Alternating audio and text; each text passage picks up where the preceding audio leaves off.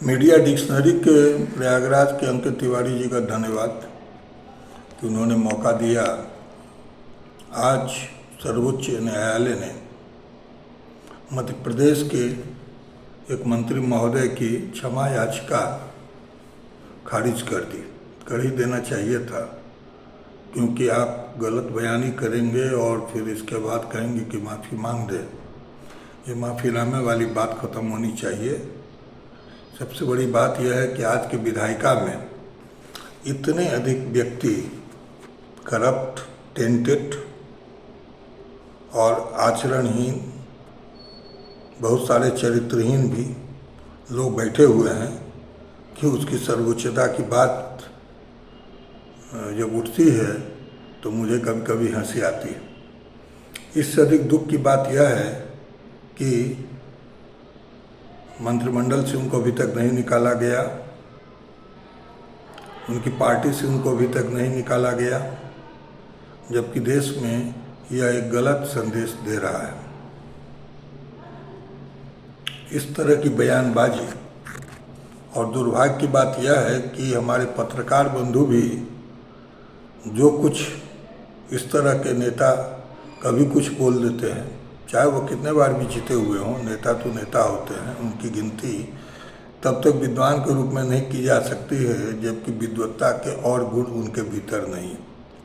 और विद्वत्ता का सबसे पहला गुण है नमन्ति फलिनो वृक्ष नमन्ति गुणिनो जना। पढ़ा लिखा व्यक्ति, गुणवान व्यक्ति तो नम्र हो जाता है। ये राजनीति में जो ये जिसे जुमलेबाजी कहते हैं, यह बहुत अधिक चल रहा है।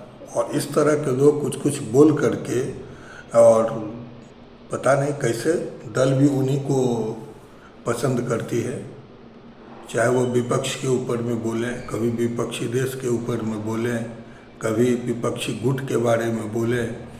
उनके शब्द इस प्रकार के होते हैं जो शब्द उस तरह के नहीं होने चाहिए।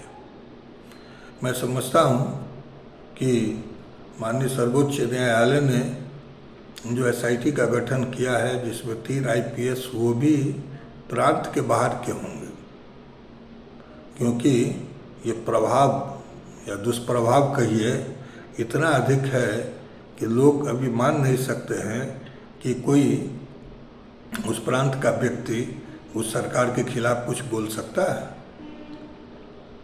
अभी परीक्षाओं में व्यवस्था है कि बाहर के प्रांत से परीक्षक बुलाए जाए। एक समय यह व्यवस्था थी कि परीक्षा का नाम लिखा हुआ रहता था।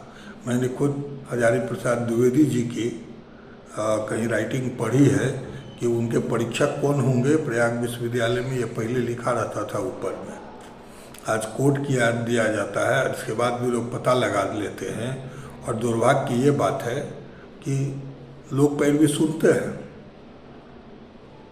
मेरे अपने मेडिकल कॉलेज के ज़माने की बात है, किसी केंद्रीय मंत्री की पैरवी मुझसे किसी जूनियर छात्र के लिए आई थी,